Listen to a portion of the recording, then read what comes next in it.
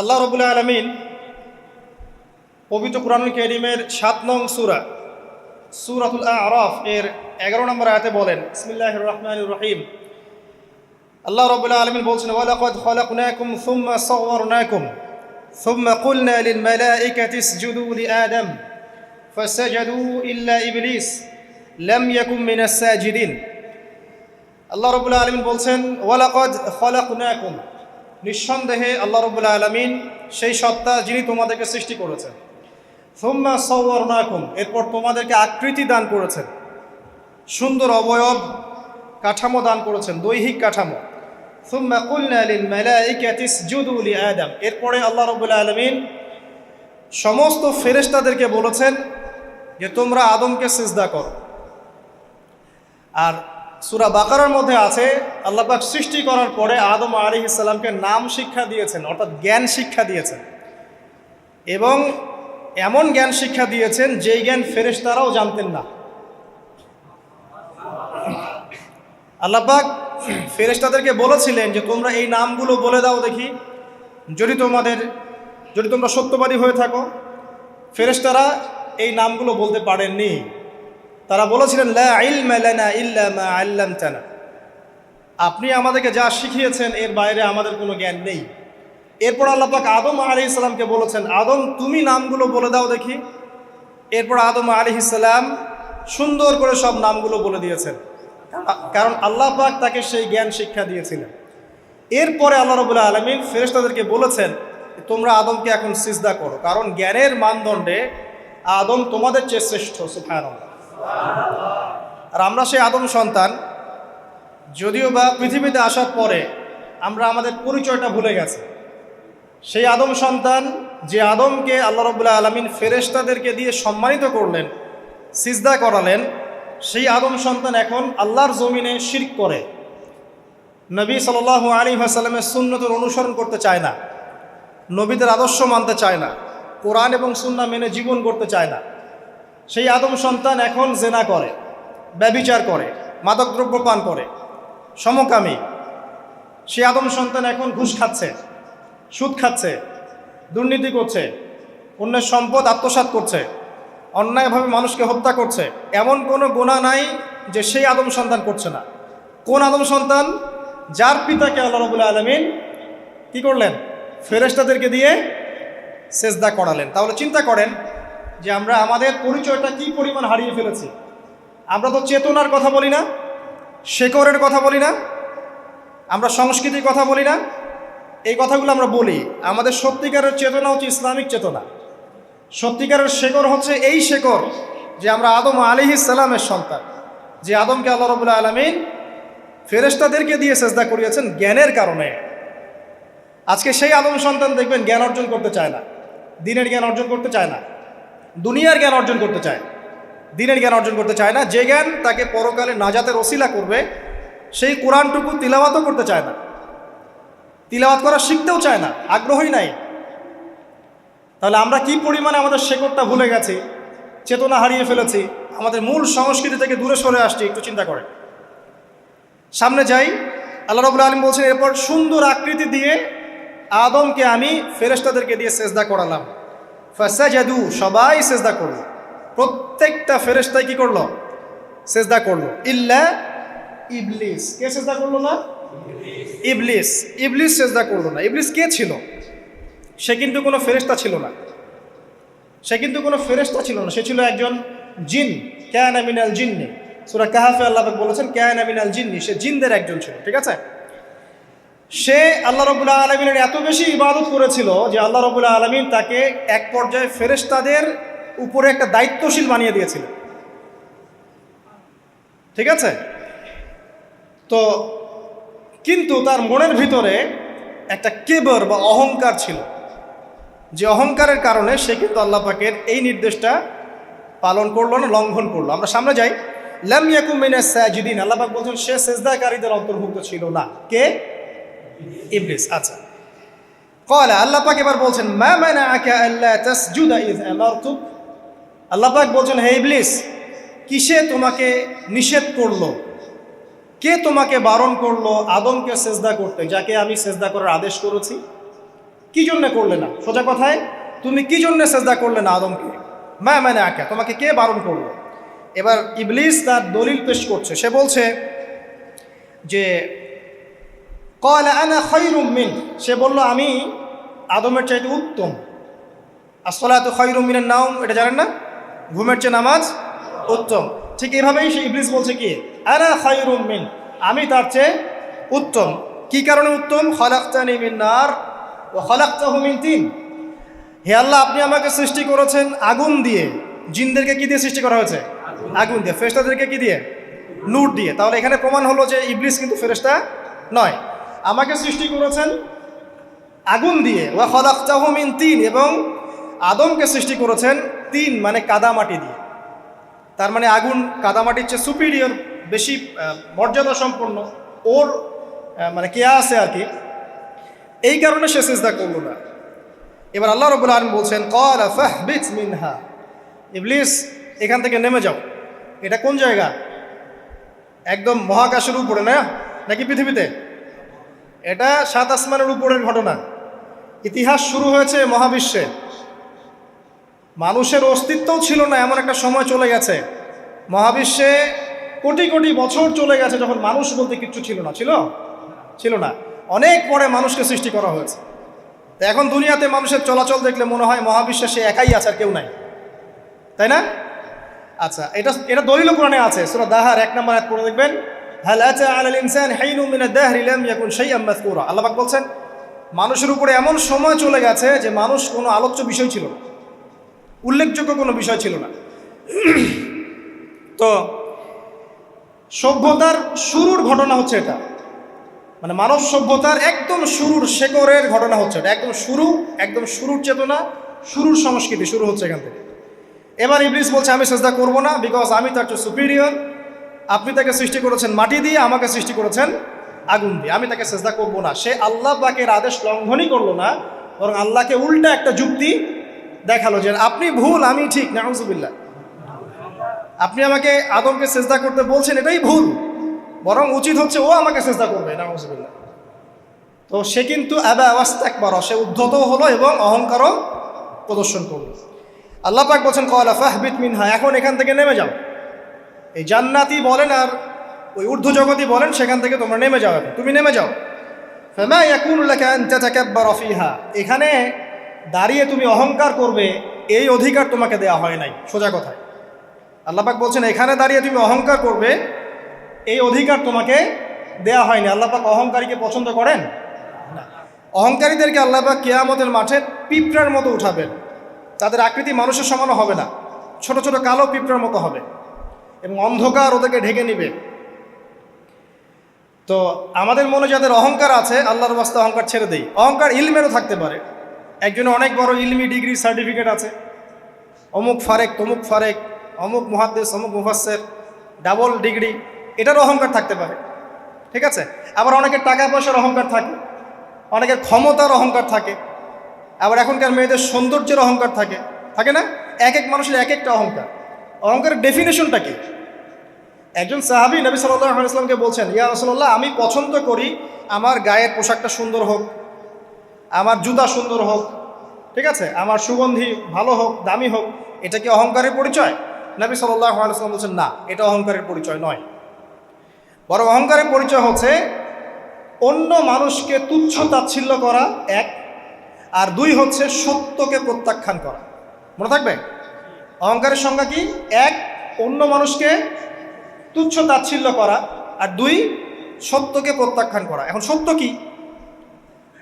আইনস্টাইনের থিওরি সত্য, নাকি পিথাগোরাসের উপপাদ্যই সত্য, নাকি আমাদের পশ্চিমারা যে সেকুলারিজম, কমিউনিজম, ডেমোক্রেসি ইত্যাদি ইত্যাদি, ন্যাশনালিজম এগুলো দিয়ে দিয়েছে মতবাদগুলো, এগুলোই চূড়ান্ত সত্য? সায়েন্সই কি চূড়ান্ত সত্য? চূড়ান্ত সত্যটা কি আসলে? এক কথায় সূরা কাহফের 29 নম্বর আয়াতে সত্যের সংজ্ঞা আছে। কত নম্বর আয়াতে? সূরা কাহফের 29 নম্বর আয়াতে আল্লাহ পাক বলছেন ওয়াকুলিল হাক্কু মির রাব্বিকুম, হে নবী আপনি বলে দিন সত্য সেটাই, ন্যায় অন্যায়ের চূড়ান্ত মানদণ্ড সেটাই, হক বাতিলের চূড়ান্ত মানদণ্ড সেটাই। কোনটা? যেটা তোমার রবের পক্ষ থেকে নাজিল হয়। সুবহানাল্লাহ। আমাকে বলেন যে রবের পক্ষ থেকে কি নাজিল হয়েছে? একসময় তাওরাত নাজিল হয়েছিল না, ওটাই হক ছিল। ওই সময় কি ছিল? সেটাই হক ছিল। জাবুর ওই সময়ের কি ছিল? হক। ইনজিল ওই সময়ের হক ছিল।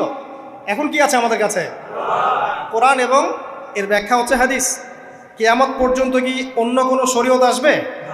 অন্য কোনো নবী আসবে? কেউ যদি বলে যে অমুকে নবী হবে, সে কি মুসলিম না কাফের? তাহলে কোনো সন্দেহ আছে? যদি কেউ দাবি করে যে মুহাম্মদ সাল্লাল্লাহু আলাইহি ওয়াসাল্লাম শেষ নবী নন, আরও নবী আসতে পারে, নাউজুবিল্লাহ, এবং এই কুফরি আকীদায় বিশ্বাসীকে কেউ যদি কাফের মনে না করে, সেও কাফের হয়ে যেতে পারে। বুঝতে পারছেন? আসেন, তো অহংকারের সংজ্ঞাটা আমরা জেনে নিলাম যে সত্যকে প্রত্যাখ্যান করা, আল্লাহর ওহীকে প্রত্যাখ্যান করা, মানে কোরআন এবং সুন্নাহ থেকে সরে আসা, এটাকে মিথ্যা মনে করা, বা অন্য কোনো মতবাদকে কোরআন সুন্নাহর সমকক্ষ মনে করলেও কুফরি হয়ে যাবে। এরকম মনে করে অন্য একটা মতদর্শ, একটা দর্শন, একটা ফিলোসফিক্যাল থট বা একটা স্কুল অফ থট কোরআন সুন্নাহর চেয়ে ভালো নয়, কিন্তু কোরআন সুন্নাহর সমমানের, এটাও যদি কেউ মনে করে, কাফের। কথা কি বুঝতে পারছেন? এটা হচ্ছে অ্যাবসলিউট ট্রুথ, মানে এটা সত্যের একদম সর্বোচ্চ স্টেজ, এর উপরে আর কিছু নাই। ভুলে গেছিলাম ভাই।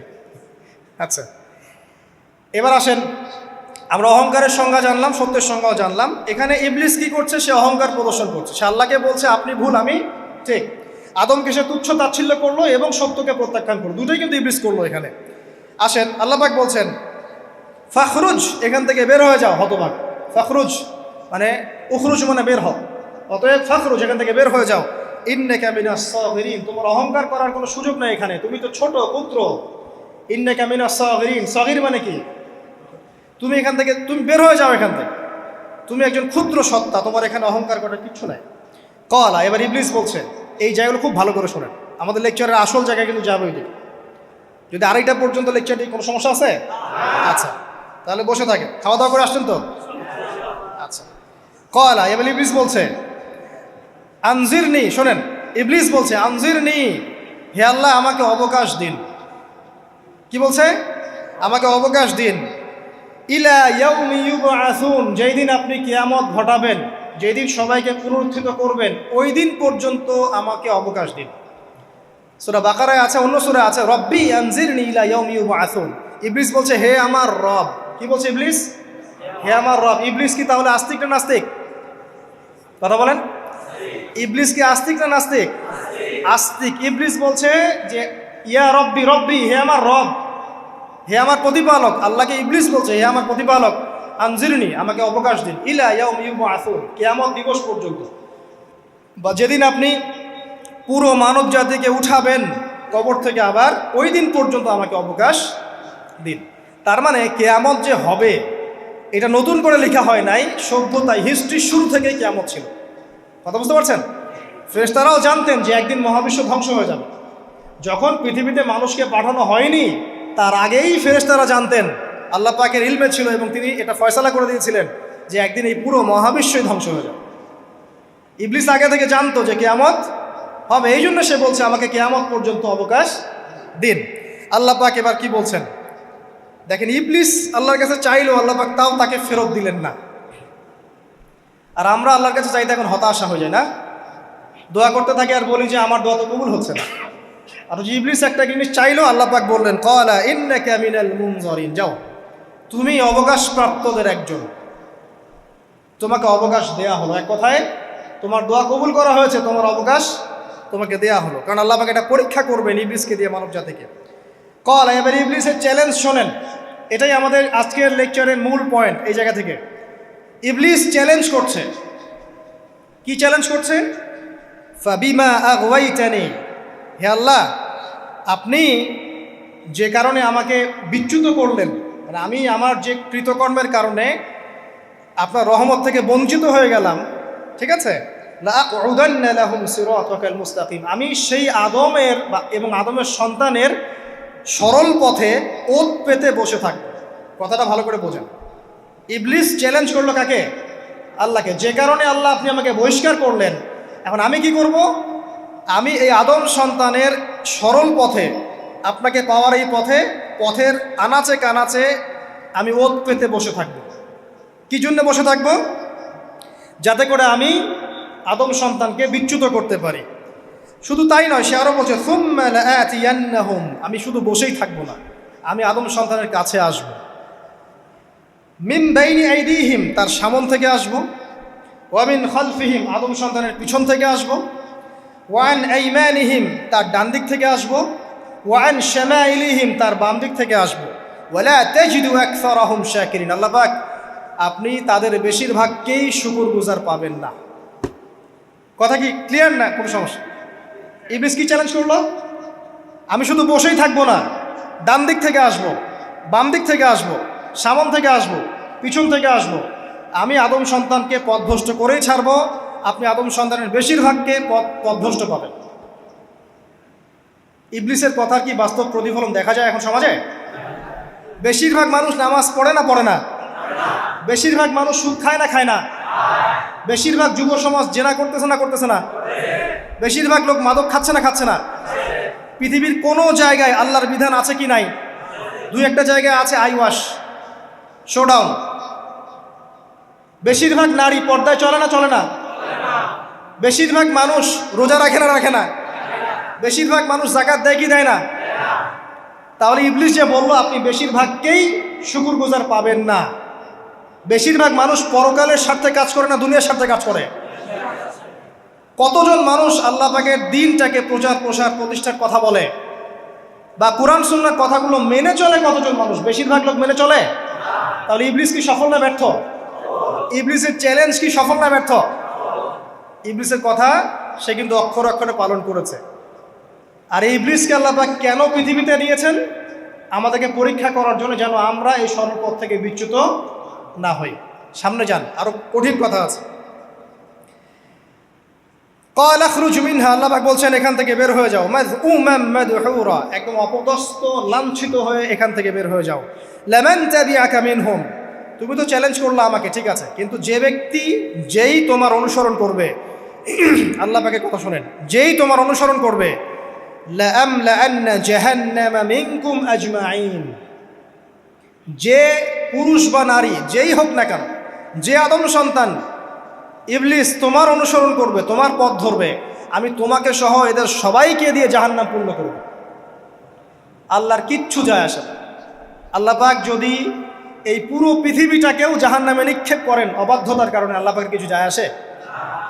ওই যে আপনাদের এখানে নদী আছে না, কি বালাসী ঘাট, এখানে চর টর আছে না?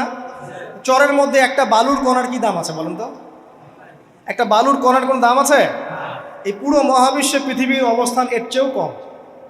তো পুরো পৃথিবীর মানুষ যদি আল্লাহর অবাধ্য হয়, আল্লাহ পাক যদি পুরো দুনিয়াটাকেই ধ্বংস করে দেন, জাহান্নামে নিক্ষেপ করেন, আল্লাহ পাকের কিছু যায় আসবে কিনা? এবার আসেন, এখান থেকে আমরা বুঝতে পারলাম যে ইবলিস একটা তৃতীয় সত্তা।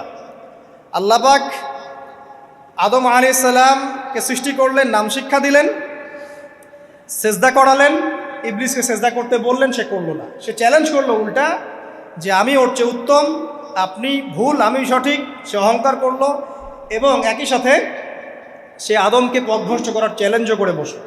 আল্লাহ পাক ঘোষণা করলেন, যদি কোনো আদম সন্তান তোমাকে ফলো করে, তোমাকে সহ তাকে আমি জাহান্নামে নিক্ষেপ করব। ঠিক আছে, এ পর্যন্ত। এবার সামনে আসেন। এবার আল্লাহ পাক আদমকে বলছেন, কাকে বলছেন? আদম আলাইহিস সালামকে বলছেন, ইয়া আদম, হে আদম। তার আগে আদম আলাইহিস সালামের বুকের পাঁজর থেকে কাকে সৃষ্টি করেছেন? হাওয়া আলাইহিস সালাম, সভ্যতার ইতিহাসের প্রথম নারী এবং ইতিহাসের সবচেয়ে সুন্দরী রমণী কে? হাওয়া আলাইহিস সালাম। আরেকজন আছেন সবচেয়ে সুন্দরী রমণী, কে? কে বলতে পারবেন? জি না, 100 টাকা পুরস্কার বলেন। হ্যাঁ, নাম কি? মাশাআল্লাহ, ওই ওকে পুরস্কার দিও। কি নাম তোমার? মাশাআল্লাহ মাশাআল্লাহ। দ্বিতীয় সুন্দরী রমণী, দুজন রমণীকে বলা হয় পৃথিবীর সবচেয়ে সুন্দরী রমণী। আপনি যাদেরকে দেখে সিডিউস হচ্ছেন, যদিও এদেরকে দেখে সিডিউস হওয়ার কিছু নাই, কারণ এরা তো সুন্দর না, কোনো দিক থেকে সুন্দর না, না পোশাকের দিক থেকে, না চেহারার দিক থেকে, না ফিজিক্যাল স্ট্রাকচারের দিক থেকে। এদেরকে দেখে তো পাগলও সিডিউস হবে না। তো আদম আলাইহিস সালাম এবং আদম আলাইহিস সালামের স্ত্রী হাওয়া আলাইহিস সালাম এবং সারা আলাইহিস সালাম, ইতিহাসের সবচেয়ে সুন্দর রমণী, ইতিহাসের সবচেয়ে সুন্দর রমণী কাদের স্ত্রী ছিলেন? নবীদের না অন্য কারো?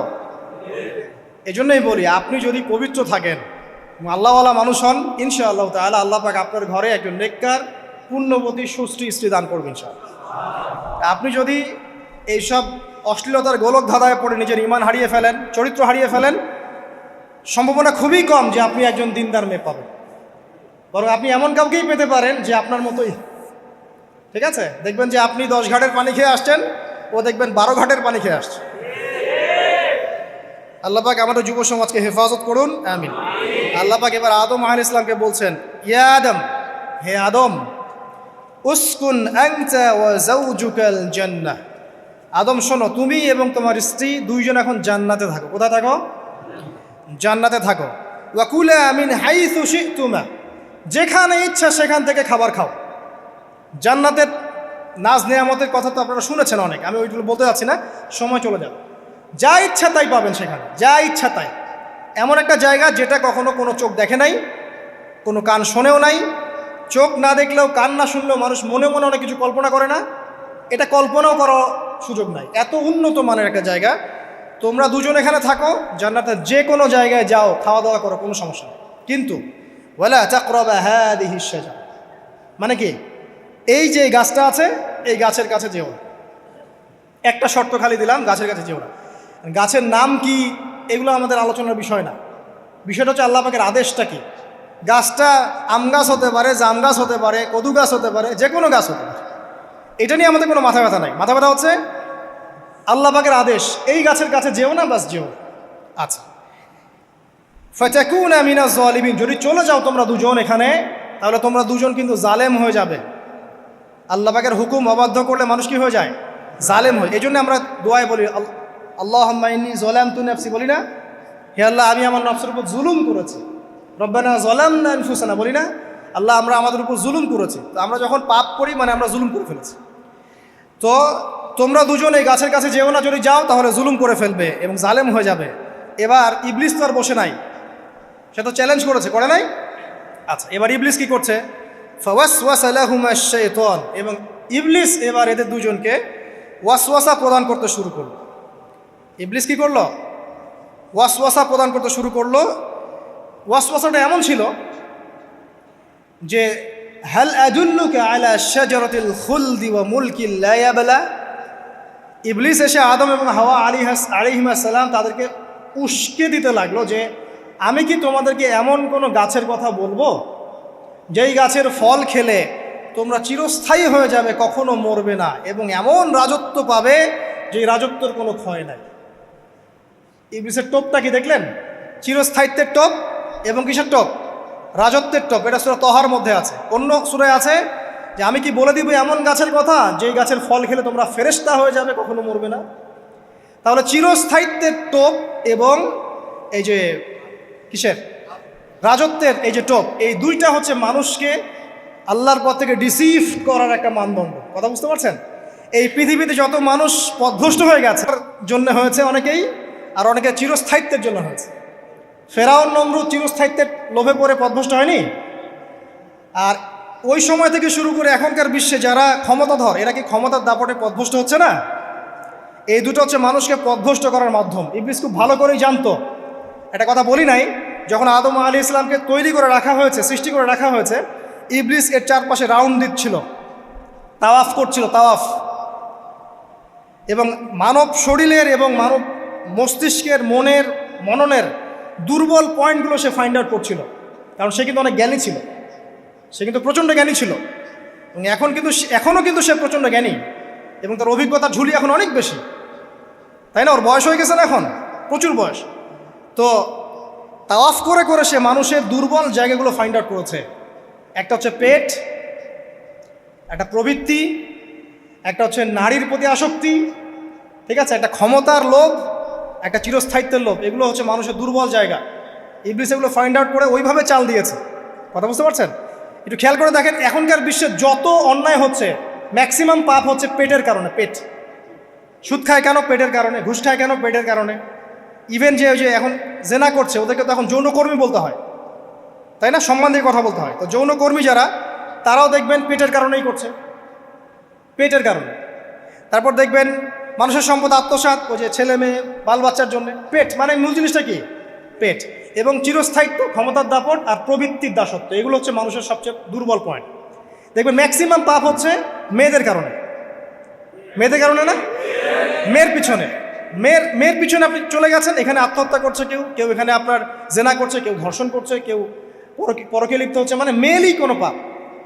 ওই যে বলে না, দুইটা পাপ যাকে পেয়ে গেছে তার লাইফটা ক্র্যাশড। একটা হচ্ছে মেয়ে, একটা হচ্ছে টাকা। অর্থ সম্পদ লালসা যার মধ্যে পেয়ে বসেছে, এর জীবন শেষ। আর যার মেয়ের নেশা আছে, মেয়ের নেশা যার মধ্যে আছে, এর জীবন শেষ। একে আপনি হেদায়েতের পথে আনতে পারবেন না ইল্লা মাশা আল্লাহ, আল্লাহ পাক যদি না চান।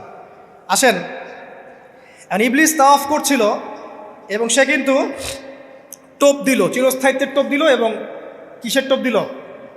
ফেরেশতা হয়ে যাবে, অমর হয়ে যাবে। এবার আমাদের পিতামাতা আদম এবং হাওয়া আলাইহিস সালাম তারা কিন্তু ফল খেয়ে ফেললেন। আর এটা এমন নয় একবার ওয়াসওয়াসা দিয়েছে বাস খেয়ে ফেলেছেন, এমন নয়। কন্টিনিউয়াসলি সেই কাজটা করেছে। একটা মানুষ যখন জেনা করে, ইবলিস কি একবার এসে বললেই কেউ জেনা করে ফেলে? আস্তে আস্তে কিন্তু মানুষ জেনার পথে যায়। ওই যে প্রথমে একদিন, অনেক দিন একটা লেকচার দিয়েছিলাম না, প্রথমে গার্লফ্রেন্ড বয়ফ্রেন্ড একটা সম্পর্ক হয়, তাই না? তারপর কথাবার্তা হয়, মোবাইল ফোন এক্সচেঞ্জ করে, নোট এক্সচেঞ্জ করে, কফি খায়, আস্তে আস্তে ডেটিংয়ে যায়, পরে দেখবেন এক পর্যায়ে গিয়ে জেনা। এভাবে। আর যারা ধর্ষক, এতে ডাইরেক্ট অ্যাকশন, এত সময় নাই, ডাইরেক্ট। তো ইবলিস প্রতিটা পাপ মানুষকে ধাপে ধাপে করায়। দেখবেন ইবলিস এখানেও কিন্তু আমাদের পিতামাতাকে ধাপে ধাপে ওইদিকে নিয়ে গিয়েছিল। এবার আসেন, আমাদের পিতামাতা ফল খেয়ে ফেললেন, এই জায়গাটা খুব ভালো করে বোঝেন। এই ফল খাওয়াটা আল্লাহর অবাধ্যতা না। আল্লাহ পাক বলেছিলেন না যে জালেম হয়ে যাবে, আল্লাহ পাকের অবাধ্য হলেন। অবাধ্যতার ফলাফলটা কি হলো এবার শোনেন। আমরা সবাই জানি অবাধ্যতার ফলাফল কি, আল্লাহ পাক জান্নাত থেকে নামিয়ে দিয়েছেন, তাই তো? এর আগে আরেকটা ফলাফল হয়েছে। এই ফলাফলের সাথে আমাদের বর্তমান সময়কার যে ইস্যুটা চলছে, পোশাক, নারী, সংস্কৃতি, হাবিজাবি, হ্যাঁ, বেহায়াপনা, বেলাল্লাপনা, এই ইস্যুটা এখানে জড়িত। এটা আমারও বুঝতে এবং খুঁজে পেতে সময় লেগেছে। আমরা সবাই পড়েছি স্টুডেন্ট লাইফে, আদম এবং হাওয়া আলাইহিস সালাম আদেশ লঙ্ঘন করেছেন, সাথে সাথে আল্লাহ পাক জান্নাত থেকে কি করেছেন? নামিয়ে দিয়েছেন। ইবলিসকেও নামিয়ে দিয়েছেন, তারপরে হায়াত দিয়েছেন, এখানে পরীক্ষা করছেন, এই তো। এখানে আল্লাহ পাক দেখবেন আমাদের আমল কেমন, আমল ভালো হলে আবার জান্নাতে, খারাপ হলে আবার জাহান্নাম। কিন্তু এর আগেও একটা ঘটনা ঘটেছে।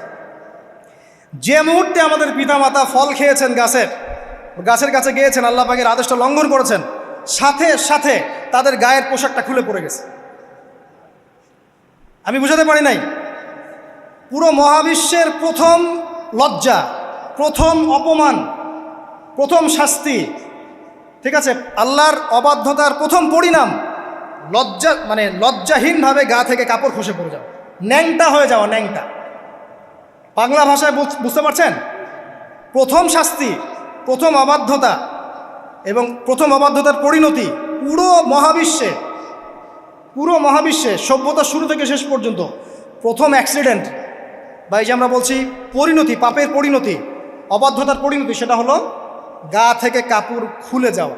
এই কথা আল্লাহ পাক বলছেন এখানে, লিয়ুবদিয়া লাহুমা মা উরিয়া আনহুমা মিন সাওআতিহিমা। ইবলিস তোমাদের পিতামাতাকে এই গাছের কাছে নিয়ে গিয়ে ফল খাইয়ে তাদের গা থেকে পোশাক খুলে ফেলে দিয়েছে। এবার কি বুঝতে পারছেন যে ইবলিস এখন বিশ্বে কি করছে? ইবলিস সেম কাজটা করছে আমাদের সাথে, আমাদের গা থেকে তারা পোশাক খুলে ফেলে দিচ্ছে। সভ্যতার শুরুর পাপ বলছি না আমরা, এটা আসলে ভুল। সভ্যতার শুরুতে আদম এবং হাওয়া আলাইহিস সালাম যে ভুলটা করেছেন, তার যে পরিণতি হয়েছে সেটা এটা ছিল না যে জান্নাত থেকে পৃথিবীতে নামিয়ে দেয়া, বরং পরিণতি এটা ছিল তাদের গা থেকে প্রথম কাপড় খুলে গেছে, তারা নগ্ন হয়ে গেছেন। ইবলিস সর্বপ্রথম আমাদের বাবা মাকে নগ্ন করেছে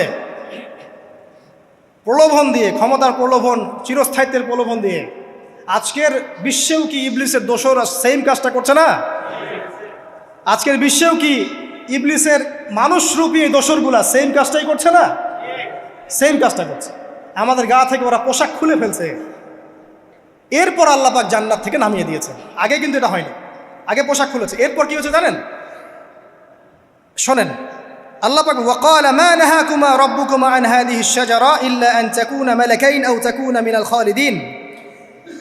ইবলিস বলছিল যে তোমাদের রব তোমাদেরকে এই গাছের কাছে যেতে নিষেধ করেছে এই কারণে যে তোমরা এখানে গেলে মালাক হয়ে যাবে এবং চিরস্থায়ী হয়ে যাবে। ওয়া কাসামাহুমা ইন্নী লাকুমা লামিনান নাসিহিন। ইবলিস বলছিল যে আমি আল্লাহর কসম করে বলছি আমি তোমাদের শুভাকাঙ্ক্ষী।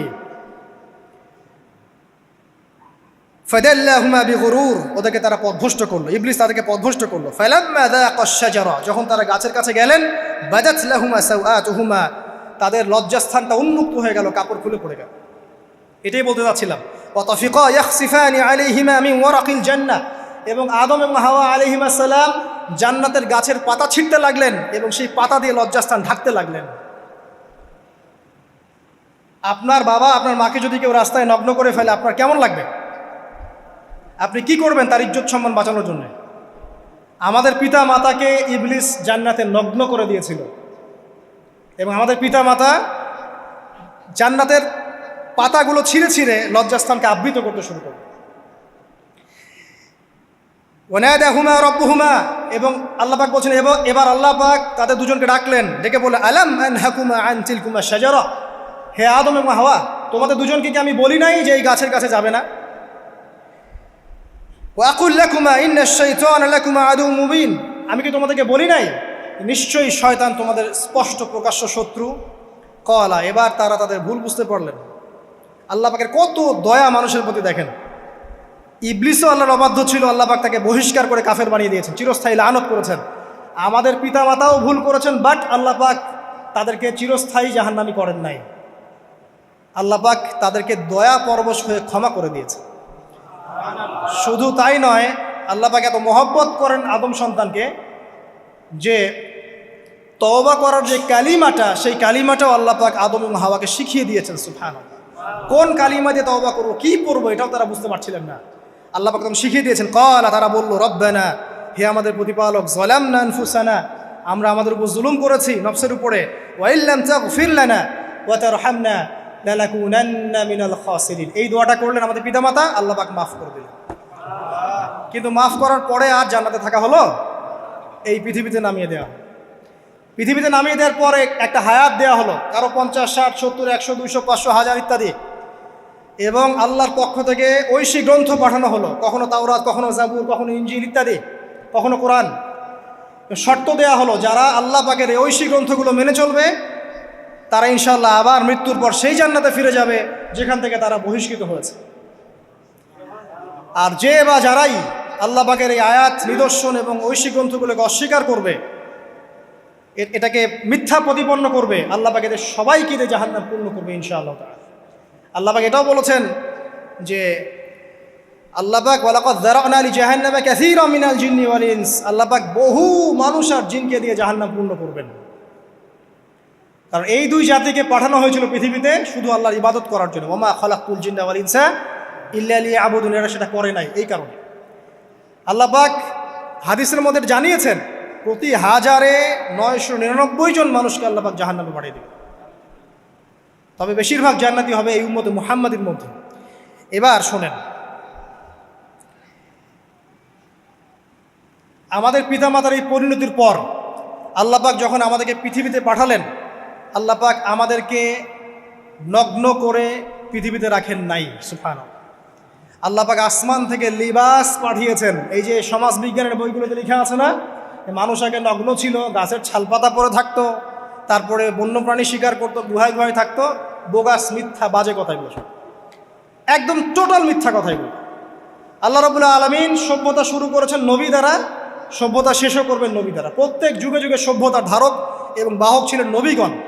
আর আদম আলাইহিস সালাম পৃথিবীতে আসার পর নগ্ন হয়ে থাকেন নাই। আল্লাহ পাক আসমান থেকে লেবাস পাঠিয়েছিলেন। সুবহানাল্লাহ, আল্লাহ পাক আমাদেরকে নগ্ন করে রাখেন নাই।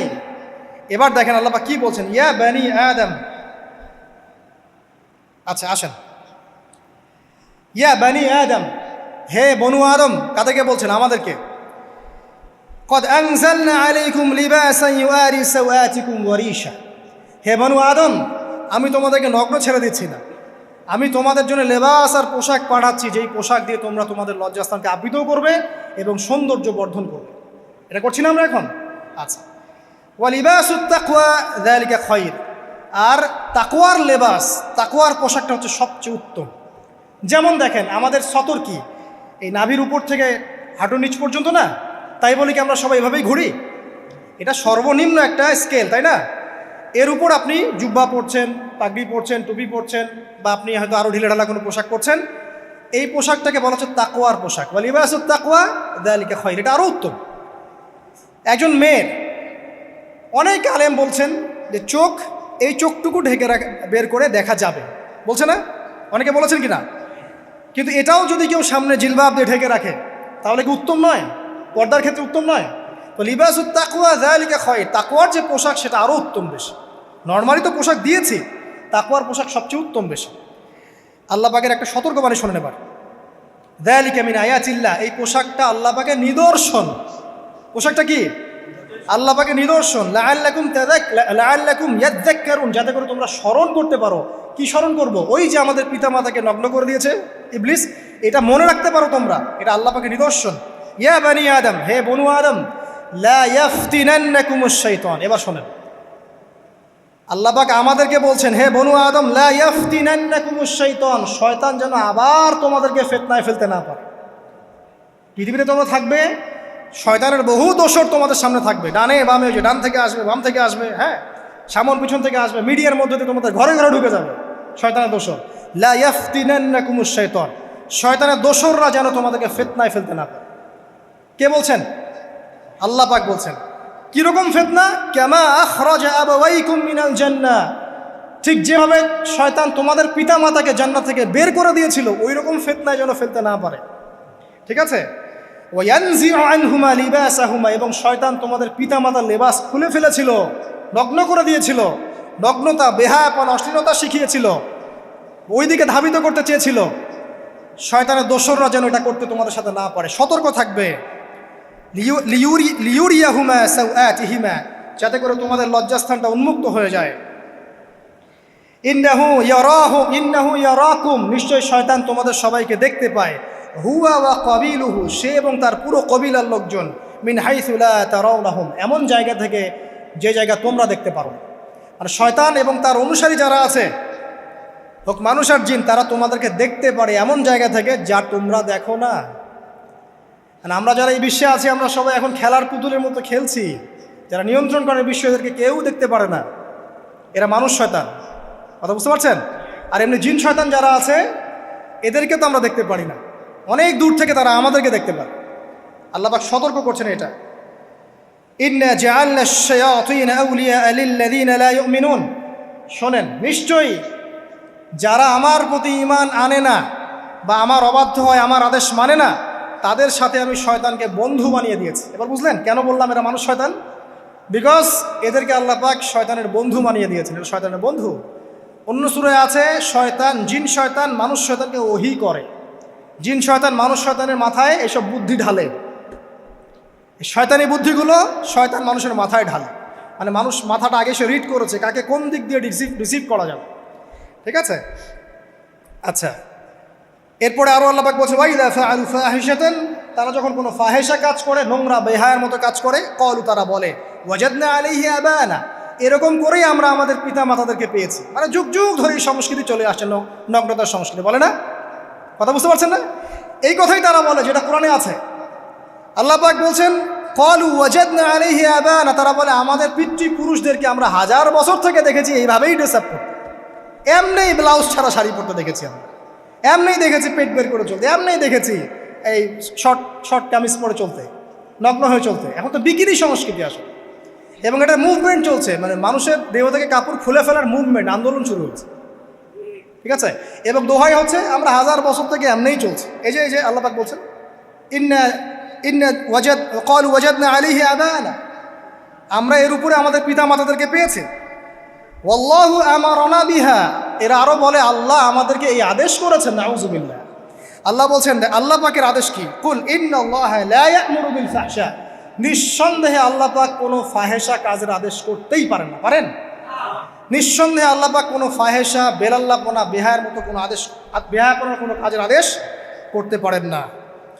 আতাকুলুনা আলাল্লাহি মা লা তা'লামুন, তোমরা কি আল্লাহ সম্পর্কে এমন কথা বলছো যেই কথা তোমরা জানো না? এই পর্যন্ত থাক। এবার আসেন বাস্তবতায় আস।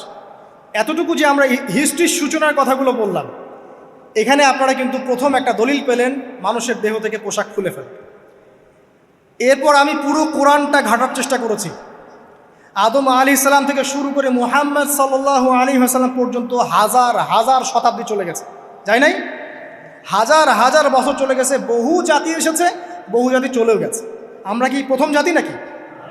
এর আগে কত জাতি পৃথিবীতে এসেছে, চলেও গেছে, গেছে না? আচ্ছা, কোরআন ঘেটে ঘেটে ক্লান্ত হয়ে যাওয়ার পর আমরা এমন কোনো জাতি পাচ্ছি না যাদের কথা আল্লাহ পাক বলেছেন যে আমি তাদেরকে ধ্বংস করেছি অশ্লীলতার কারণে বা এই আপনার বেলাল্লাপনার কারণে বা ফাহেসা কাজের কারণে। সরাসরি এই একটা কারণ দেখে আল্লাহ পাক কোনো কওমকে ধ্বংস করেছেন খুব রেয়ার, খুঁজে পাওয়া যাচ্ছে না। শুধু 3টা জায়গা বের করতে পেরেছি। কয়টা জায়গা? 3টা। 1 নম্বর দেখেন, আদম আলাইহিস সালাম পরে নূহ আলাইহিস সালাম না, এই জাতিটাকে আল্লাহ পাক ধ্বংস করেছেন না? এই ধ্বংসটাকে আল্লাহ পাক এই বেপরদামির কারণে করেছেন, অশ্লীলতার কারণে করেছেন, পোশাকের অপসংস্কৃতির কারণে করেছেন? করেন না, শিরকের কারণে করেছেন। কি কারণে? শিরক। আল্লাহ পাক সবাইকে ডুবিয়ে মেরেছেন, কিন্তু ওরা যে নগ্ন পোশাক পরে রাস্তাঘাটে চলাফেরা করতো এই কথাটা কিন্তু আল্লাহ পাক বলেন। তার মানে ওদের পাপ এটা ছিল না। এরপর ইব্রাহিম আলাইহিস সালামের কওম কি এই কারণে ধ্বংস হয়েছে? অশ্লীলতার কারণে ধ্বংস হয়েছে? বেহায়াপনার কারণে ধ্বংস হয়েছে? নগ্নতার সংস্কৃতির অপচর্চার কারণে ধ্বংস হয়েছে? না, শিরকের কারণে। আদ জাতি এই কারণে? না। সামুদ জাতি এই কারণে? না। একটা জাতি পাওয়া যায়, তার নাম কওমে লূত। কি নাম? কওমে লূত। এই লূত কওম ছিল সমকামী। তারা মেয়েদের সাথে বিবাহ বন্ধনে আবদ্ধ হতো না, বরং ছেলেদের ছেলে ছেলে জেনা করতো না। এই একটা জাতি পাচ্ছি ইতিহাসে যারা অশ্লীলতার কারণে, ফাহেসা কাজের কারণে, সমকামিতার কারণে, নোংরামির কারণে আল্লাহ পাক পুরো উপরে উঠিয়ে নিচে নামিয়ে ধসিয়ে দিয়েছে। এই একটা জাতি পেলাম। আর একটা জাতি পাওয়া যায়, তার নাম হচ্ছে বানু ইসরাইল। কি নাম? বানু ইসরাইল। আল্লাহ রাসূল সাল্লাল্লাহু আলাইহি ওয়াসাল্লাম বলছেন যে তোমরা দুনিয়া থেকে বেঁচে থাকো এবং নারীর ফিতনা থেকে বেঁচে থাকো।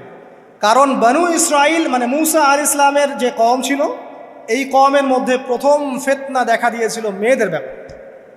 এই একটা পেলাম যে মেয়েদের কারণে, বেহায়াপনার কারণে, অশ্লীল পোশাকের কারণে, নগ্নতার কারণে একটা সভ্যতাকে আল্লাহ পাক শাস্তি দিয়েছে। 2টা পাওয়া গেল, ঠিক আছে? 1, 2, একটা লূত, একটা হচ্ছে বানু ইসরাইল, ঠিক আছে? আর একটা পাওয়া যায় এটা জোর করে, সেটা হলো নবী মুহাম্মদ সাল্লাল্লাহু আলাইহি ওয়াসাল্লাম নবী হওয়ার ঠিক আগের সময়টা, যেটাকে আমরা কি বলি আইয়ামে জাহেলিয়াত। ওই সময়ে মেয়েদের জেনাটা ব্যাপক ছিল, ব্যভিচারটা ব্যাপক ছিল, পরকীয়াও ছিল, বৈবাহিক তেমন কোনো অধিকার ছিল না। এমনও হতো যে একটা মেয়ের সাথে 8-10 জন পুরুষ সহবাস করতো, করার পরে সেই মেয়ে যখন গর্ভবতী হতো, তার বাচ্চা প্রসব করার পর সেই মেয়ে 10 জনকে ডেকে দাঁড় করাতো, দাঁড় করিয়ে বলতো যে অমুকে হচ্ছে আমার এই বাচ্চার বাপ, তারপরে এর সাথে বিয়ে হতো। চিন্তা করতে পারেন তো? নারীদের যে বৈষয়িক অধিকার, ধর্মীয় অধিকার, আপনার পোশাকের অধিকার, শালীনতার অধিকার, সম্পত্তির অধিকার, এগুলো ছিল না ওই সময়। এই একটা সভ্যতা পাওয়া যাচ্ছে। তাহলে 3টা আমরা বের করতে পারলাম, কথা ঠিক আছে? আচ্ছা, এবার আসেন এই 3টা সভ্যতার পর নবী সাল্লাল্লাহু আলাইহি ওয়াসাল্লাম যখন নবী হলেন, তখন তিনি সমস্ত অশ্লীলতার শেকড়টাকে উপরে ফেলে দিলেন। সভ্যতার ইতিহাস থেকে শুরু করে আমরা যত জাতির ধ্বংস দেখছি, এই ধ্বংসগুলো শিরকের কারণে হয়েছে, কুফুরির কারণে হয়েছে, অবাধ্যতার কারণে হয়েছে। মাত্র কয়েকটা জাতির ক্ষেত্রে অশ্লীলতা, বেহায়াপনা, আপনার ফাহেসা কাজ, এগুলোর রিজন দেখানো হয়েছে। তো এ থেকে একটা বিষয় প্রমাণ করা যায়, এই কথাটা ভালো করে বোঝেন। এ থেকে একটা বিষয় প্রমাণ করা যায় যে যত সভ্যতা ধ্বংস হয়ে গেছে, ওই সভ্যতার মানুষরা আর যাই করুক না কেন, তাদের পোশাক আশাক ঠিকঠাক ছিল। কথা বুঝতে পারছেন না? যত সভ্যতা ধ্বংস হয়ে গেছে, আদ, সামুদ, নূহ, ফেরাউন, ঠিক আছে, যত সভ্যতা ধ্বংস হয়ে গেছে, তাদের আর যত পাপী থাক, হয়তো কেউ অহংকারী ছিল, কেউ কুফরি করেছে, কেউ শিরিক করেছে, হ্যাঁ, কেউ সন্তানদেরকে হত্যা করেছে, কেউ মানুষ হত্যা করেছে, কেউ জুলুম করেছে, কেউ অহংকার করেছে ইত্যাদি, কিন্তু তাদের পোশাক আশাক শতাব্দীর পর শতাব্দী ঠিকঠাকই ছিল। এটা নিয়ে আল্লাহ পাক কোরআনে খুব বেশি কথা বলেন না। তার মানে বোঝা যায় যে এটা রিমার্কেবল কোনো কথা বলার বিষয় ছিল না, আল্লাহ পাক বলেন। অর্থাৎ যুগ যুগ ধরে মানুষের শালীনতার পোশাকটা ঠিকই ছিল, কারণ মানুষ জানতো যে তাদের পিতামাতাকে তাদের পিতামাতাকে ইবলিস নগ্ন করে দিয়েছিল জান্নাতে। এই কথাটা মানুষের মাথার মধ্যে ছিলই, এবং বিভিন্ন ধর্মগ্রন্থে এটার অস্তিত্ব আছে।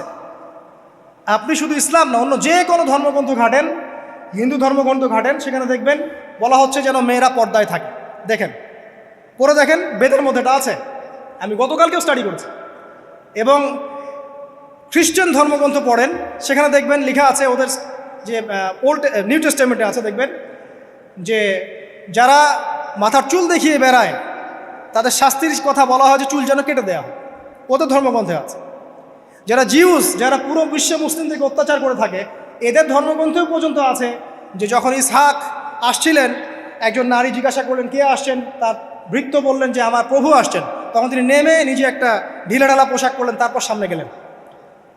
শুধুমাত্র ইসলাম ধর্মে নয়, যত ধর্ম চলে গেছে পৃথিবীতে, সমস্ত ধর্মের মধ্যেই নারীদের শালীন পোশাকের কথাটা বর্ণিত আছে এখন পর্যন্ত। তার মানে যারা এখন অশালীন বিষয়ের দিকে মানুষকে ধাবিত করতে চায়, এদের আসলে কোনো ধর্ম নাই। সিম্পল। ধর্মের সাথে এদের কোনো সম্পর্ক আসলে না। আর আমরা কিন্তু কথা বলছি ধর্মের বেসিসে, হোক সেটা হিন্দুইজম বা খ্রিস্টানিজম বা জিউডিজম বা ইসলাম, আমরা ধর্মের বেইজে কথা বলছি। এখন যদি কেউ বলে ধর্মতাত্ত্বিক কথাবার্তা দিয়ে এসবে দলিল দিবেন না, তাহলে তার সাথে একটা ডিবেট হবে আল্লাহ আছেন কি নাই। যদি আমরা ডিবেটে জয়লাভ করি হ্যাঁ আল্লাহ বলে একজন আছেন, তাহলে আল্লাহ পাকের বিধান কোনটা, এখন চলমান সর্বশেষ বিধান কোনটা, এটাতে আসতে হবে ডিবেট 1 আল্লাহ আছে কি নাই, ডিবেট 2 আল্লাহ পাকের সর্বশেষ ধর্মগ্রন্থ কোনটা। এই তো, এই দুইটাতে আমরা যদি জয়লাভ করি, এবং ইনশাল্লাহ আমরা সেটা করবো, এটাতে আমাদের কেউ ঠেকাতে পারবেন ইনশাল্লাহ, যেটাই সত্য, তাহলে মানুষের উপর ওয়াজিব হয়ে যাবে এটার উপর আমল করা। এখন আমরা এর বেসিসে দেখবো কোনটা ঠিক কোনটা বেঠিক, তাই না, কোনটা সত্য কোনটা মিথ্যা, কোনটা ন্যায় কোনটাও নয়, তখন আমরা এর বেসিসে দেখবো, অন্য কোনো ভিত্তির বেসিসে দেখবো না। এখানে চেতনা, যুগ যুগ ধরে চলে আসা সংস্কৃতি, আমাদের বাপদাদা দোহাই, এইসব ইস্যুটা আনা যাবে না। বেস হবে কি কোরআন এবং সুন্নাহ, এবং অন্যান্য ধর্মগ্রন্থগুলো যদি ওটাতে রাজি থাকে ওটাতেও, কারণ প্রত্যেকটা ধর্মগ্রন্থেই বলা আছে শালীনতার কথা, লম্বা ঢিলেঢালা পোশাকের কথা, হোক সেটা হিন্দুইজম বা খ্রিস্টানিজম বা জিউডিজম। পরে দেখেন, না থাকলে আমার কাছে আসেন, প্রতিটা ধর্মগ্রন্থে এটা কথা লেখা আছে। এবার আসেন, সর্বশেষ নবী মুহাম্মদ সাল্লাল্লাহু আলাইহি ওয়াসাল্লাম যখন নবী হন, আরবের ওই চিত্রটা, জেনা, ব্যভিচার, পরকীয়া, অশ্লীলতা, এটাকে সমূলে উপড়ে ফেলে দেন 23 বছরের মধ্যে। 23 বছরের নববী জীবনের পরে সেখানে কোনো জেনা আছে, কোনো বেপরদামি আছে, কোনো ব্যভিচার আছে, কোনো সুদ আছে, কোনো শিরক আছে, কোনো মাদক আছে, যেগুলো আছে খুবই অল্প, যেটা আছে সেটা কি খুবই অল্প, এটা কিন্তু ধরা যায় না, 2-1টা অ্যাক্সিডেন্ট হতেই পারে। সাহাবীদের যুগেও নামাজ পড়তে গিয়ে কোনো একজন দেখা গেছে অ্যাক্সিডেন্ট হয়ে গেছে, জেনা হয়ে গেছে, এটা তো রেয়ার ঘটনা। এক্সেপশনাল সামথিং কি এক্সাম্পল হতে পারে? যেটা কমন সেটা হচ্ছে এক্সাম্পল। মানে আপনি বলবেন যে মেয়েদের শালীনতার কথা এবং এর কারণে ধর্ষণের সংখ্যা বৃদ্ধি হচ্ছে, এই কথা আপনি যখন বলবেন, কিছু মানুষ আপনাকে বলবে যে তাহলে বোরখাওয়ালা মেয়ে কেন ধর্ষিত হচ্ছে, তাহলে বাচ্চা কেন ধর্ষিত হচ্ছে। আপনাকে বলছি পরিসংখ্যানটা কতটুকু, কেন হচ্ছে সেটা আমরা জবাব দিব, আগে বলছি পরিসংখ্যান কতটুকু। যারা বেপর্দায় চলছে এদের হ্যারাসমেন্টের পরিসংখ্যানটা বেশি না বোরখাওয়ালা মেয়ের পরিসংখ্যানটা বেশি? বলেন। যারা বেহায়ার মতো চলছে, বেপর্দায় চলছে, এদের পরিসংখ্যানটা বেশি নাকি শিশু অ্যাবিউজিংয়ের পরিসংখ্যানটা বেশি? তাহলে মূল যে জায়গাটা, ওইখানে আগে ফোকাস করতে হবে, তারপরে আমরা গৌণ জায়গায় যাব।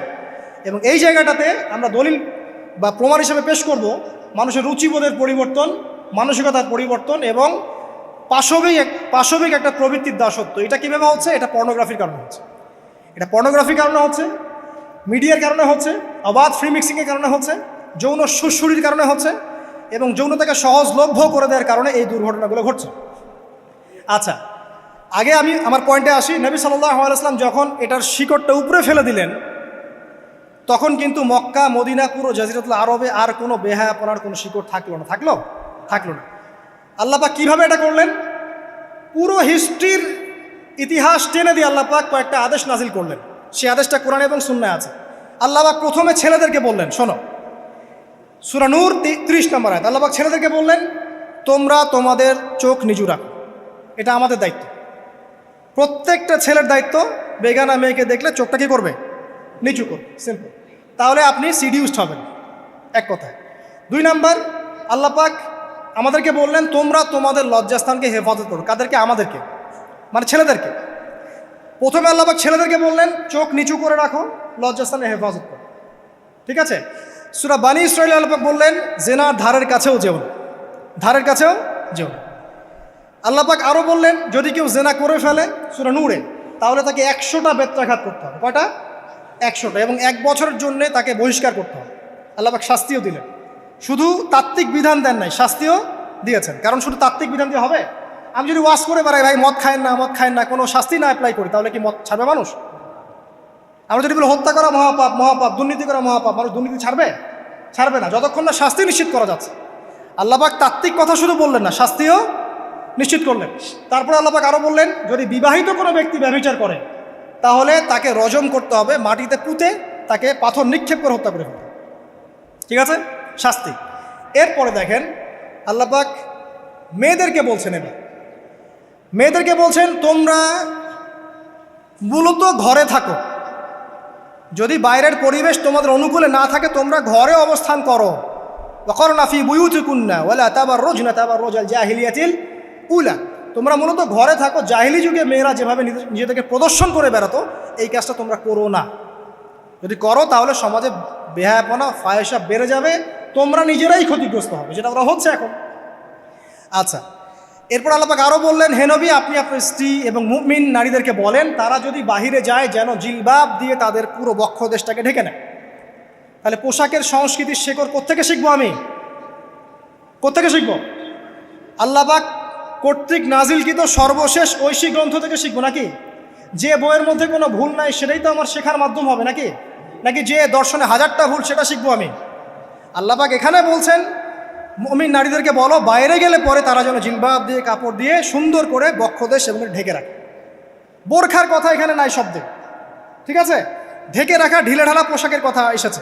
আচ্ছা আসেন, আল্লাহ পাক আরও বললেন যে তোমরা অমুক অমুক অমুক অমুক, যেমন আপনার বাবা, আপনার ভাই, আপনার এই যে সন্তান, এই যে মাহারাম যারা আছে এদের সামনে ছাড়া অন্যদের সামনে যখনই যাবে তোমরা কিন্তু হিজাব অবলম্বন। তা আল্লাহ পাক হিজাবের বিধান দিলেন, চক্ষু নিচু করতে বললেন, লজ্জাস্থানের হেফাজত করতে বললেন, এবং যদি এর পরেও কেউ ভুল করে ফেলে তাহলে আল্লাহ পাক শাস্তির কথা বললেন। আল্লাহ পাকের সিস্টেমটা সুন্দর হলো না?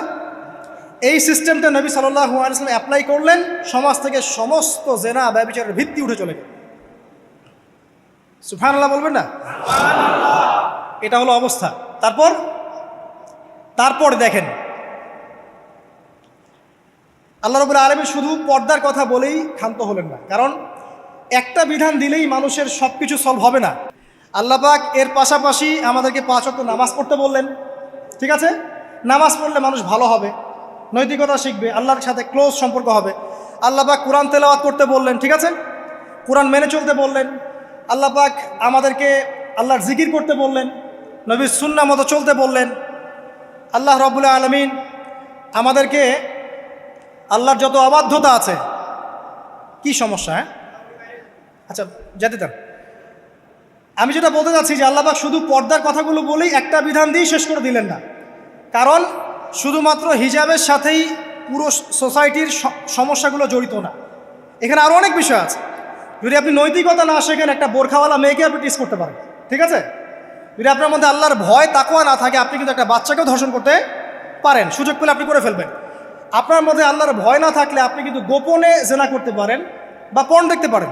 তাই আল্লাহ পাক শুধু হিজাবের বিধানটা দিয়েই ক্ষান্ত হলেন না, আল্লাহ পাক আনুষঙ্গিক আরও অনেক কথা বললেন যে তোমরা পবিত্র হও, বেশি বেশি আল্লাহর জিকির করো, 5 ওয়াক্ত সালাত নামাজে পড়ো, কোরআন তেলাওয়াত করো, নবীর সুন্নাহ মেনে চলো, দিনই কাজে ব্যস্ত থাকো, সৎ কাজের আদেশ করো, অসৎ কাজে নিষেধ করো। মানে এই সবগুলো কাজ যখন একসাথে হবে আপনার মনটা কী হবে? পবিত্র হবে, আপনার মনের মধ্যে আল্লাহর নূর চলে আসবে। আপনার মনে আল্লাহর নূর চলে আসবে, তখন এইসব অন্ধকার বা এই যে জাহেলিয়াতগুলো আপনার কাছে ভালো লাগবে না। যখন আপনার ইন্টারনাল যে সোলটা আছে এটা যখন এনলাইটমেন্ট হবে আল্লাহর নূর দিয়ে, তখন আপনার কাছে এইসব হারাম প্রিমিক্সিং, হারাম পরকিয়া, আপনার জেনা, আপনার ব্যভিচার, পর্ন এগুলো বিভীষিকাময় মনে হবে, আপনার কাছে ভালো লাগবে না। আল্লাহ পাক অন্তর্জগৎটা পরিবর্তন করার জন্য আমাদেরকে এই সিস্টেমগুলো দিলেন। শুধু হিজাবই করবে not this is not necessary, এর সাথে আরও অনেক বিষয় থাকবে, নামাজ, রোজা, হজ, জাকাত, হ্যাঁ হজ, ওমরা, তাজকিয়া, জিকির আজগার, কোরআন তেলাওয়াত, আমর বিল মারুফ নাহি আনিল মুনকার সব একত্রিত হবে, আবার হিজাবও চলবে। এরপরে যদি কেউ সীমা লঙ্ঘন করে শাস্তিও আছে। পুরো সিস্টেমটা সুন্দর না? এই সিস্টেমটা যখন আল্লাহ পাক তার রাসূল মুহাম্মদ সাল্লাল্লাহু আলাইহি ওয়াসাল্লামের মাধ্যমে লঞ্চ করলেন আরবের মধ্যে, আরবে না কোনো জেনা থাকলো, না কোনো ব্যভিচার, না কোনো মাদক, না কোনো পর্ন, না কোনো এই যে নারীর অবমাননা, কিছুই থাকলো। একটা মেয়ে 300 মাইল দূর থেকে এসে একা হজ করে চলে যায়, তো কেউ তার দিকে তাকাতো না। এমন যুগ চলে গেছে। মহিলা সাহাবী রণকৌশল মানে যুদ্ধের বর্ম পরে উহুদে যুদ্ধ করেছেন, কেউ তার দিকে তাকায়নি। তাকিয়েছে? তাকায়নি। এখন ওই যুগটা আপনি দেখেন, রাসূল সাল্লাল্লাহু আলাইহি ওয়াসাল্লামের যুগ, আবু বকর সিদ্দিক, ওমর ইবনুল খাত্তাব, ওসমান আলী, এই খোলাফায়ে রাশেদা স্বর্ণযুগটাকে আপনি দেখেন।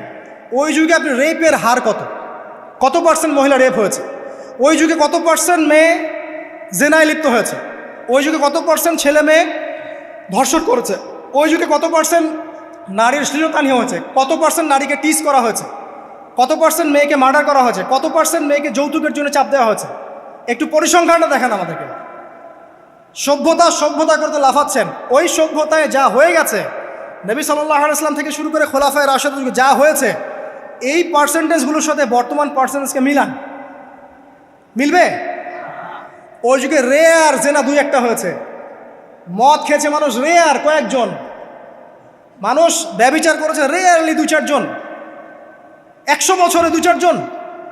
ওই যুগে দেখবেন মানুষ পরকীয়ার নামই জানতো না, সমকামিতা কী জিনিস মানুষ জানতোই না, শর্ট পোশাক, বিকিনি সংস্কৃতি কি মানুষ জানতো না।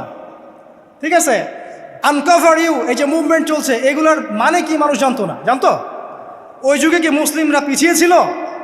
জ্ঞান বলেন, বিজ্ঞান বলেন, অর্থনীতি বলেন, রাজনীতি বলেন, সমরনীতি বলেন, অস্ত্রশস্ত্র বলেন, কোনো সেক্টরে কি মুসলিমরা তখন পিছিয়ে ছিল কি না? উত্তর দেন, পিছিয়ে ছিল না। তাহলে স্বর্ণযুগ আমরা কোনটাকে বলবো?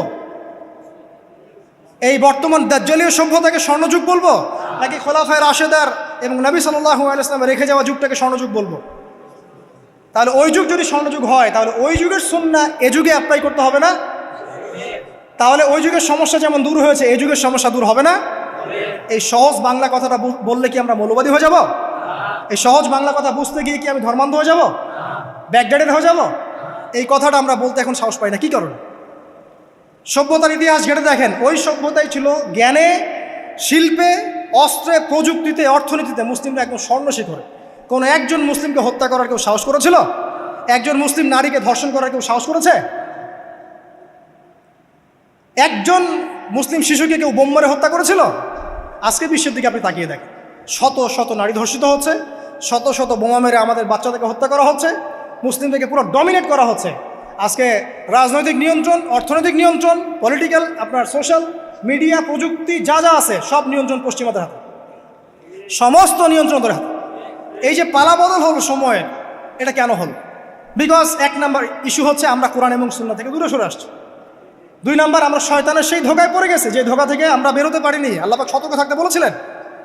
3 নাম্বার, আমরা ইলম চর্চা ছেড়ে দিয়েছি। 4 নাম্বার, হক কথা বলাও ছেড়ে দিয়েছে। 5 নাম্বার, সৎ কাজের আদেশ, অসৎ কাজের নিষেধ ঠিকঠাক মতো হচ্ছে না। 6 নাম্বার, দেখেন আমরা জানি যারা আমল ঠিক মতো করছি না।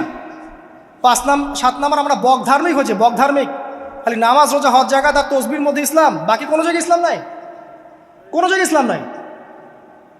সমস্যা এগুলা দেখবেন পরিবারের কাঠামো ভেঙে যাচ্ছে। আমরা কোরআন সুন্নাহকে হাতে নিয়ে ওয়ার্ল্ডকে চ্যালেঞ্জ করতে পারি নাই, ডিল করতে পারি নাই, এবং পশ্চিমা এবং অন্যান্য সভ্যতার যে নোংরা মতাদর্শগুলো আছে এগুলোকে ঢালাওভাবে আমরা গ্রহণ করেছি, এবং আস্তে আস্তে আস্তে আস্তে পুরো মুসলিম বিশ্বে এগুলো ছড়িয়ে গেছে। এখন আপনি পেপার পত্রিকা খুললে দেখবেন 4টা 5টা 10টা ধর্ষণ, এই মেয়ে রেপ, এই মেয়ে ডাকাতি, ওইখানে হত্যা, এখানে যৌতুক, এখানে অমুক তমুক, সুদ, ঘুষ, জেনা, ব্যভিচার, নিত্য নৈমিত্তিক ব্যাপার। কারো এগুলো নিয়ে কোনো মাথা ব্যথাও নাই, এগুলো খুব সিম্পল সাধারণ ব্যাপার এখন আমাদের কাছে।